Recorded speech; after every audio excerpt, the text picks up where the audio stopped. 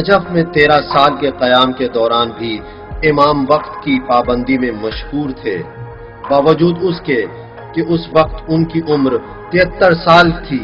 اپنے تنظیم کیے ہوئے اوقات پر سختی سے عمل کے پابند تھے۔ ان کی مصروفیات کی شروعات صبح 4 بجے سے ہوتی تھی۔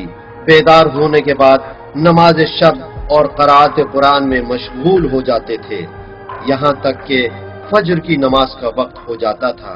نماز فجر کے بعد دعائیں پڑھتے تھے 6 بجے صبح تک، پھر 15 منٹ سے آدھے گھنٹے تک سوتے اور طلوع آفتاب سے پہلے مسجد شیخ انصاری کے لیے نکل پڑتے تھے، اور 11:30 بجے سے گھر لوٹنے تک درس و تدریس میں مشغول رہتے تھے، اور پھر گھر میں تھوڑی دیر آرام کرتے اور اس کے بعد جو درس پڑھایا اسے منظم کرتے، اور پھر لوگوں سے ملاقات کرتے۔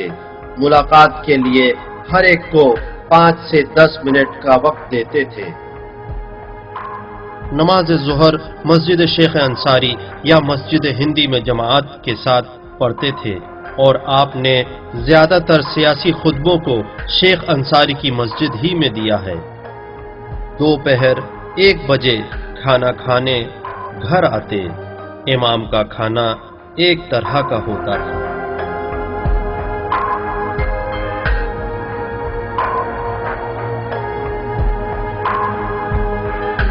پھر 30 منٹ سے 45 منٹ تک قیلولہ کرتے، اور بیدار ہونے کے بعد امام اپنی مخصوص چائے بنا کر پیتے تھے۔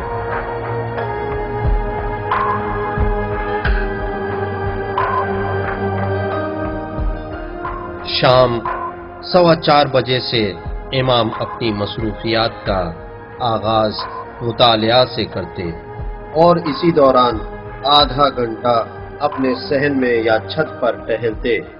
غروب کے بعد مغرب کی نماز اپنے گھر کے صحن میں یا پھر مسجد آیت اللہ بروجردی کے صحن میں جماعت سے پڑھتے تھے۔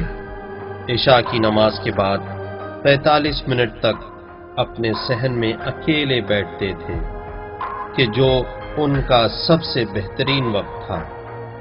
رات 10 بجے امام علی علیہ السلام کے حرم میں جا کر 2 گھنٹہ یا آدھی رات تک وہیں رہتے، اور پھر 12 بجے رات گھر لوٹتے تھے، اور صبح 2 بجے تک مطالعہ کرنے کے بعد سو جاتے تھے، اور 4 بجے اٹھ کر پھر زندگی اسی معمول کے مطابق گزارتے تھے۔